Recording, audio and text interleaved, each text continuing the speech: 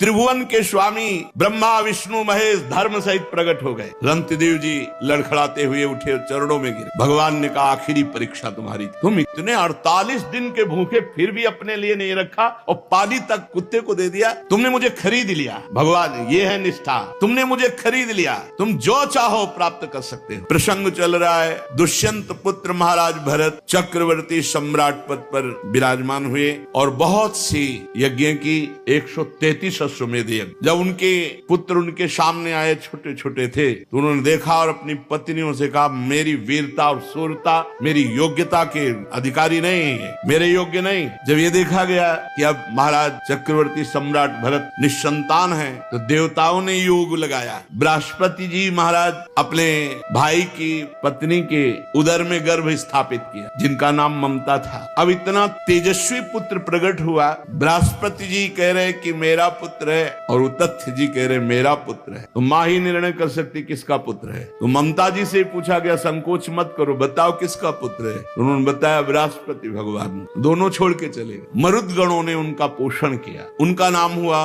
भरद्वाज, महान तपोनिधि परम पवित्र। भरद्वाज जी के मन्यु और मन्यु के 5 पुत्र हुए, बृहच्छत्र, जय, महावीर, नर और गर्ग। नर का पुत्र संस्कृति, संस्कृति के 2 पुत्र हुए, गुरु और रंतिदेव। परम पवित्र त्रिभुवन को पावन करने की सामर्थ्य रखने वाले महाराज रंतिदेव। रंतिदेव जी निरंतर भगवान में स्थित रहते और कोई भी आ जाए कुछ भी मांग ले, जो है उनके पास सब कुछ दे देते थे। निरंतर भगवान में भजन, कोई उद्योग ना करना और मांगने वालों को कभी विमुख न जाने देना। धीरे धीरे चक्रवर्ती सम्राट का वैभव क्षीण होता गया। ऐसी स्थिति आ गई कि खाने को नहीं रह गया। उद्योग रहित, निरंतर भजन में स्थित और जो आ जाए मांगे सो दे दे। महाराज रंतिदेव बहुत बड़े दानियों में सर्वश्रेष्ठ, भगवत भक्तों में महान। यहाँ तक कि कई कई दिन भोजन मिलना दुश्वार हो गया। चक्रवर्ती सम्राट रंतिदेव जी पूरा कुटुंब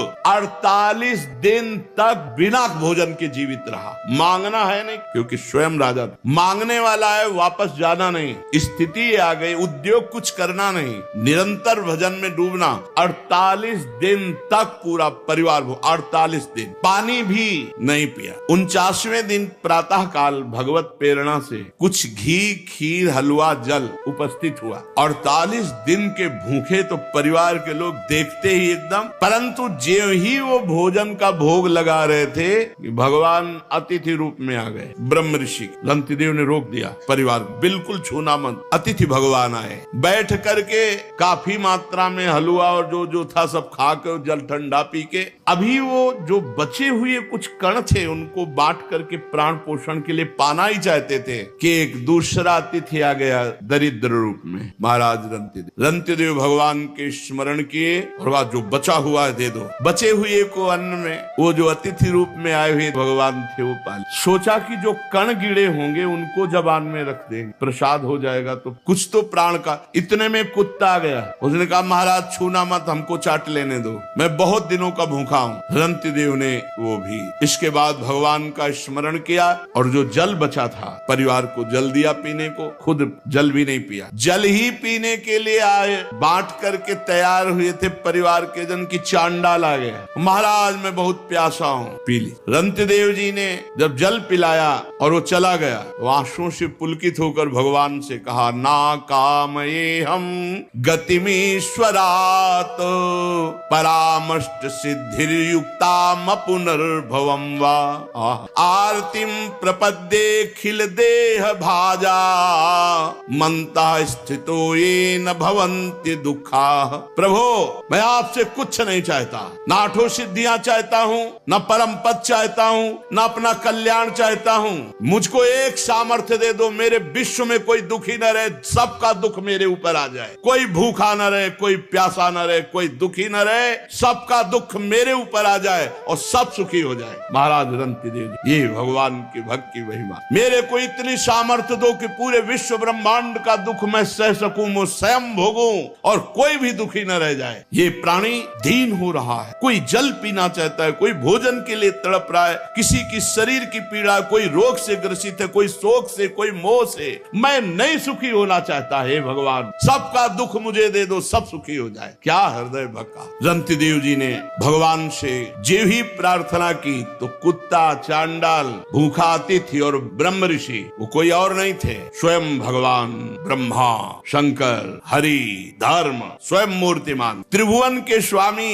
ब्रह्मा विष्णु महेश धर्म सहित प्रकट हो गए। रंतिदेव जी लड़खड़ाते हुए उठे, चरणों में गिरे। भगवान ने कहा आखिरी परीक्षा तुम्हारी थी। तुम इतने 48 दिन के भूखे फिर भी अपने लिए नहीं रखा और पानी तक कुत्ते को दे दिया। तुमने मुझे खरीद लिया भगवान, ये है निष्ठा। तुमने मुझे खरीद लिया, तुम जो चाहो प्राप्त कर सकते हो। उन्होंने कहा प्रभु आप देना भी क्या चाहोगे? त्रिगुणमयी माया, उसका प्रभाव तो आपकी कृपा से हम जान ही चुके हैं कि मिथ्या है, मुझे नहीं चाहिए। भगवान ने कहा तुम्हारे रिश्ते नाते जितने भी परिकर के हैं सबको मैं परम धाम देता हूं। संबंधी, रिश्ते, नाते, परिवार जितने जो हैं सब परम धाम भगवान ने कहा, परम धाम दे। भगवान के परम धाम को रंतिदेव पूरे परिकर सहित गए। ये है जीवन समर्पित कर दिया तो अनंत वैभव, अनंत आनंद, अनंत काल के लिए। फिर मन्य पुत्र गर्ग से शिनी, शिनी से गार्ग का जन्म हुआ, गार्ग से ब्राह्मण वंश चला। महावीर का पुत्र दुरतिक्षय, दुरतिक्षय का 3 पुत्र त्रयारुणी, कवि, पुष्कारुणी, ये तीनों ब्राह्मण ही हुए। बृहच्छत्र का पुत्र हस्ती हुआ, उसी से हस्तिनापुर बसी। हस्ती के 3 पुत्र अजमीर, दुमीड, पुरमीड। अजमीर के पुत्रों में प्री, मेधा आदि सब ब्रह्म ऋषि हो गए। अजमीर के एक पुत्र का नाम था बृहदिश, बृहदिश का पुत्र बृहदभानु, बृहदधनु का बृहत्काय, बृहत्काय का जयद्रथ, जयद्रथ का पुत्र हुआ विशद, विशद का सेनजीत। सेनजीत के 4 पुत्र है रुचिराष्ट्र, दृढ़हनु, काश्य और वत्स। रुचिराष्ट्र का पुत्र पार था, पार का प्रथुसेन, प्रथुसेन का नीप और उनके नीप के 100 पुत्र हुए। नीप की पत्नी छाया से शुक की कन्या कृति से विवाह हुआ, उसी से ब्रह्मदत्त नामक पुत्र हुआ। ये ब्रह्मदत्त बड़ा महायोगी था। उसने अपनी पत्नी के गर्भ से विश्वक्सेन नामक पुत्र उत्पन्न किए। विश्वक्सेन ने जैगी शब्द के उपदेश से योग शास्त्र की रचना की। विश्वसेन का पुत्र उदक्षवान, उदक्षवान का भल्लाद और ये सब बृहदिश के वंशज हुए। द्रुमीड का पुत्र यवीनर, यवीनर का कृतिमान, कृतिमान का सत्यधृत, सत्यधृत का दृढ़नेम, दृढ़नेम का पुत्र सुपार्श, ये सब भगवद वंश के हैं। सुपार्श सुमति, सुमति से सन्निवान, इन्हीं से 6 ऋचाएं संहिताएं प्रकट की हिरण्यनाभ योग विद्या के द्वारा। धर्म्यासु के पुत्र मुदगल से यमज संतान हुई, जिनका नाम दिवोदास और कन्या का नाम अहिल्या। अहिल्या का विवाह महर्षि गौतम ऋषि से हुआ। बहुत ही सुंदर त्रिभुवन सुंदरी अहिल्या जी थी, इसीलिए देवराज इंद्र आकर्षित हो गया था और वो गौतम ऋषि की पत्नी अहिल्या पर गंदी दृष्टि रख। देवराज इंद्र होकर, बोलो त्रिभुवन पति होकर, एक महात्मा की पत्नी अवसर ढूंढता रहा। तो प्रातः कालीन ब्रह्म मुहूर्त में गौतम ऋषि स्नान करने जाते थे, इसको यही अवसर मिला। तो ब्रह्म मुहूर्त नहीं था, उसने अपनी माया से उस समय मुर्गा बोलते वही प्रातः कालीन माना जाता था, घड़ी आदि तो थी नहीं। तो 2 बजे के पहले ही आवाज हुई। गौतम ऋषि को लगा तो कि आज बहुत जल्दी, पर उनको लगा कि शायद ध्यान में कमंडल उठाया, स्नान के ले गए। इतने में गौतम ऋषि का रूप धारण करके अहिल्या के पास गए। अहिल्या जी जब तक समझती तब तक गौतम ऋषि जब वहां नदी के किनारे गए तो धाराजू ने आज्ञा करी कि ये ब्रह्म मुहूर्त नहीं, मुझे मत स्पर्श करना, नहीं आपको दोष लगेगा। 4 बजे ही धाराजी में स्नान करना चाहिए। रात्रि में जैसे 2 बजे है, 1 बजे, ये स्नान धाराजी में नहीं करना चाहिए, मर्यादा है। देखो ना, नंद बाबा गए थे तो वरुण के पार्षद ले गए थे।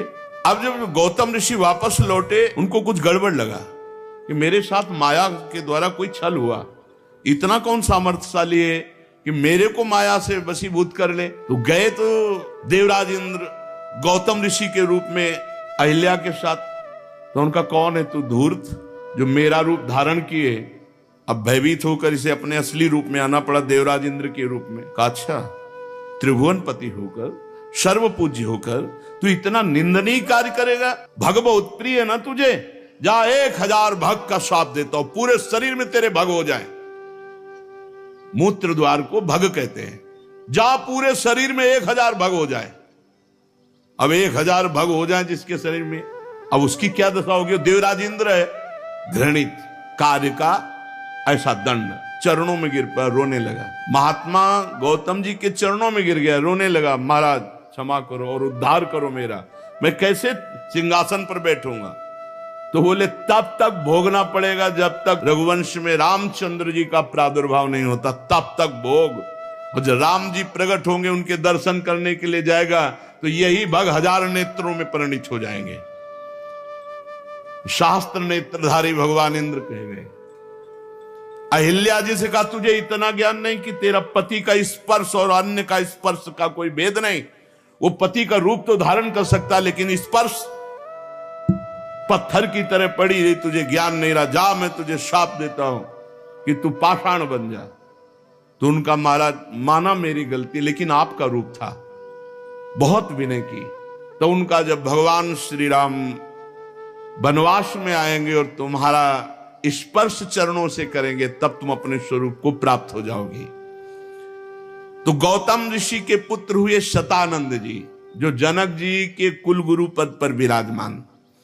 शतानंद जी का पुत्र सत्यधृति, जो धनुर्विद्या में अत्यंत निपुण। सत्यधृति के पुत्र थे शरद्वान, ये महान धनुर्विद्या शरद्वान जी। एक दिन उर्वशी जी जा रही थी और शरद्वान जी ने देखा, तो देखते ही उनका ब्रह्मचर्य नष्ट हो गया। इतनी सुंदर उर्वशी जी।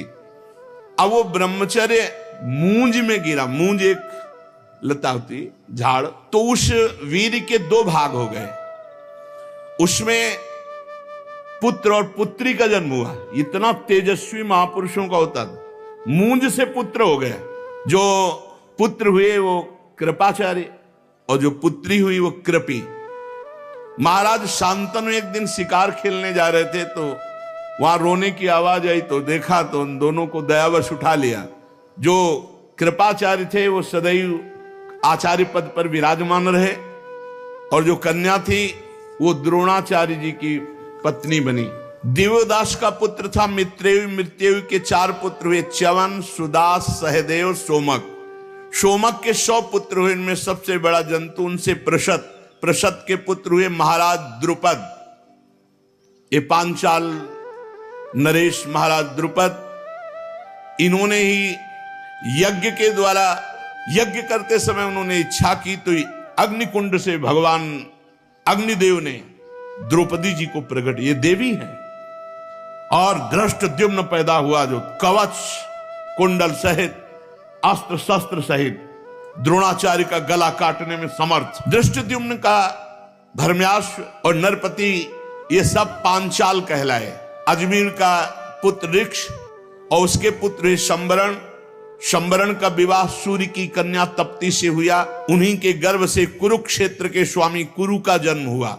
कुरु के 4 पुत्र हुए, परीक्षित, सुधन्वा, जन्नु, निषधाश्व। सुधन्वा से सुहोत्र, सुहोत्र से च्यवन, च्यवन से कृति, कृति से उपरिचर वसु और उपरिचर वसु से बृहद्दत्त। ये उपरिचर वसु बड़े ही महान भागवत थे। ये अपने तपोबल से ब्रह्मलोक प्राप्त किया और ब्रह्मलोक में बैठे हुए थे। वहां देवी गंगा पधारी। उपरिचर वसु की एकदम दृष्टि गई, सब सर झुकाकर खड़े हो गए, लेकिन ये गंगा जी की तरफ देखते रहे और गंगा जी भी उपरिचर वसु की तरफ देखती रही। ब्रह्मा जी ने कहा, ब्रह्मलोक की मर्यादा के विरुद्ध तुमने दृष्टि डाली, इसलिए तुम दोनों मृत्यु लोक को प्राप्त हो, और तुम्हारी परस्पर आसक्ति देखी गई, इसलिए तुम पति पत्नी के रूप में प्राप्त हो। उपरिचर वसु हुई, महाराज शांतनु के रूप में प्रकट हुए और गंगा जी ने उनको पति रूप में प्राप्त किया। बृहद्दत्त कुशाम्ब मत्स्य प्रत्यग्र चेदीप और चेदी देश के राजा हुए। बृहद्दत्त का पुत्र कुशाग्र, कुशाग्र का ऋषभ, ऋषभ का सत्यहित, सत्यहित का पुष्पवान, पुष्पवान के जहु नामक पुत्र हुआ। और बृहद्रथ की एक पत्नी से 1 टुकड़ा और दूसरी पत्नी से 2 टुकड़ा ऐसे प्रकट हुए। अब बृहद्रथ ने देखा कि तो अलग अलग टुकड़े 2 रानियों से बेकार, तो किसी वृक्ष के नीचे गड़वा दिया। जरा नाम की एक राक्षसी घूम रही थी, उसको गंध आई मांस की, तो खाने के उद्देश्य से उसको वहीं 2 अलग अलग टुकड़े थे ऐसे उठाया और बहुत प्रसन्न होगा, जियो जियो जियो जियो। वो जी गया और रोने लगा। तो उसने सोचा कि जिंदा क्या खाना, ये बालक अगर हमारे महाराज बृहदस्यु को प्राप्त हो तो बड़ी राक्षसी चमत्कारिणी थी, वो गई और कहा महाराज की जय हो, हमें 2 टुकड़े मिले, उनको जोड़ा तो पुत्र बन गया। बोले मेरे ही रानी के टुकड़े थे, मैंने ही गड़वाए थे, वो तो मेरा ही पुत्र है। तो जरा राक्षसी के द्वारा जोड़ने के कारण उसका नाम जरासंध हुआ। इसीलिए भीम खूब पटकते रहे लेकिन मरा नहीं। भगवान ने जब ऐसे फड़वा करके उल्टा फेंकवाया तभी जरासंध का सहदेव, सहदेव का सोमपि, सोमपि का श्रुतश्रवा, कुरु के ज्येष्ठ पुत्र कोई संतान उनके नहीं हुई। जन्नू का पुत्र सुरत, सुरत का विदुरत, विदुरत का सार्वभौम, सार्वभौम का जयसेन, जयसेन का राधिका, राधिका का पुत्र अयुत, अयुत का क्रोधन, क्रोधन का देवातिथि, देवातिथि का ऋष्य, और ऋष्य का दिलीप, और दिलीप के महाराज प्रतीप, और प्रतीप के 3 पुत्र हुए, देवापि, शांतनु, बाल्यहिक। देवापि तो अवधूत महापुरुष थे। जेवी राजपाट का वैभव देखा, उनका ऐसा मायाकृत है, और एकांतवास करते हुए निरंतर भगवान का स्मरण करके परम पद को प्राप्त हुए। राज्य पद पर महाराज शांतनु विराजमान हुए। ये महा पराक्रमी, महान तेजस्वी, छू ले तो बूढ़े से जवान हो जाए, छू दे तो बूढ़ा जवान हो जाए। यम यम कराभ्याम स्पृशति जीर्णम यौवन में तिस। उनके राज्य में कोई बूढ़ा नहीं रहता था, बूढ़ा जा रहा, छू दिया, जवान हो गया। महाराज शांत, अरे गंगा जी के पति बने कोई ऐसे खिलवाड़, ऐसे वैसे महापुरुष तो कोई कितना भी अशांत हो, छू ले तो शांति, इसीलिए उनका नाम शांतन। दवा की जरूरत ही नहीं है। करामात का चमत्कार रूप शांतनु महाराज। एक बार शांतनु जी के राज्य में 12 वर्ष तक इंद्र ने वर्षा नहीं की,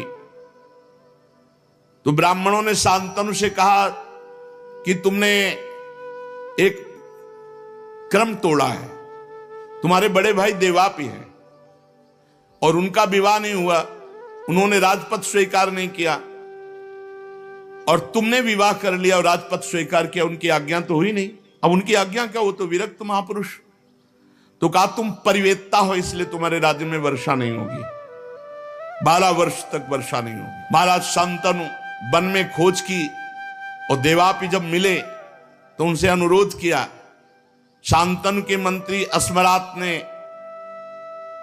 पहले उन ब्राह्मणों को भेज दिया था सूचना देके कि शांतनु आ रहे हैं, प्रार्थना करेंगे राज्य के लिए, आपका क्या विचार है। उनका कदापि स्वीकार नहीं करें, बोले आप अपने में रहना। देवापि निंदा करने लगे शांतनु जब गए, उन्होंने कहा मुझे राज्य गृहस्थ धर्म बिल्कुल, इसलिए फिर वो लौट कर, देखो तब दोष नष्ट हुआ, फिर वो लौट करके आए तो वर्षा हो गई। कलयुग में जब चंद्रवंश का नाश हो जाएगा, तब सतयुग के प्रारंभ में यही सब सिद्ध महापुरुष जो कलाप ग्राम में इस समय रह रहे हैं, स्वर्ग से ऊपर, स्वर्गलोक, तपलोक, जनलोक, महारलोक, इनमें बड़े बड़े सिद्ध रह रहे हैं। शांतनु जी एक दिन गंगा के किनारे घूम रहे थे, तो उनको एक सुंदरी मिली, वो गंगा जी ही थी। इनके पिता जो प्रतीक थे वो हरिद्वार में बड़ी तपस्या कर रहे हैं। गंगा जी प्रसन्न हुई और आकर के दाहिनी गोद में बैठ गए जांग पे, और प्रतीक ऋषि से कहा कि मैं बहुत प्रसन्न हूं तुम्हारे ऊपर, मुझे स्वीकार करो। तो उनका हाँ बेटी। तो उनका आपने बेटी क्यों कहा? बोले दाहिनी जंघा पुत्री का अधिकार। तो उनका मैं तो आसक्त चित्त होके आई थी। तो बोले मेरे पुत्र वधू तो मेरी पुत्री के समान ही रहोगी। तो गंगा जी उनसे कहा था कि आपका पुत्र हमसे प्रश्न नहीं करेगा मैं कौन हूं और मैं क्या करती हूं, ये प्रश्न नहीं करेगा। जिस दिन प्रश्न किया उसी दिन चली जाऊंगी। शांतनु जी ने देखा ही केवल गंगा जी को, इतना सुंदर गंगा जी, नजदीक गए और कहा चक्रवर्ती सम्राट महाराज शांतनु आपकी दास्ता स्वीकार करता है, क्या आप हमारी प्रार्थना स्वीकार करते हैं?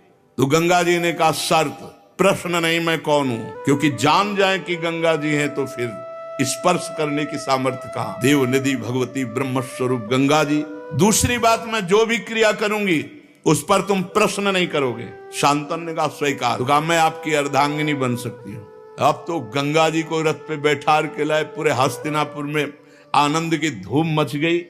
गंगा देवी तो रिद्धियां सिद्धियां सब महलों में लौटती। पहला पुत्र हुआ, सीधे उठाया और गंगा जी की धारा में जाके फेंक दिया। ये अष्टवसु हैं। भगवान वशिष्ठ जी के शाप से मनुष्य लोक को इनकी प्राप्ति हुई। विस्तार से चरित्र है। 2, 3, 4, 5, 6, 7, 8वें को जो उठा, कौन है तू? भीष्म जी 8वें, वही कौन है तू? अष्टवसुओं में वही। ऐसी मां तो मैंने कहीं नहीं देखा कि पैदा होते ही अपने पुत्र का वध कर दे, गंगा की धारा में फेंक दे। तू कौन है? ऐसी कैसी मां है तू? विकल हो गए महाराज शांतनु। गंगा जी ने कहा बस बस सावधान, तुम अब परिचय जानो, मैं ब्रह्मपुत्री गंगा हूं। हाथे जुड़ गए महाराज शांतनु। और मैं केवल साप के वशीभूत होकर आई थी, अब जा रही हूं, और ये पुत्र तुम्हें पूर्ण ज्ञानी महात्मा बना कर दूंगी। गंगा जी अंतर ध्यान हो। महाराज शांतनु ऐसे विरह में कि लग रहा था प्राण निकल जाएंगे।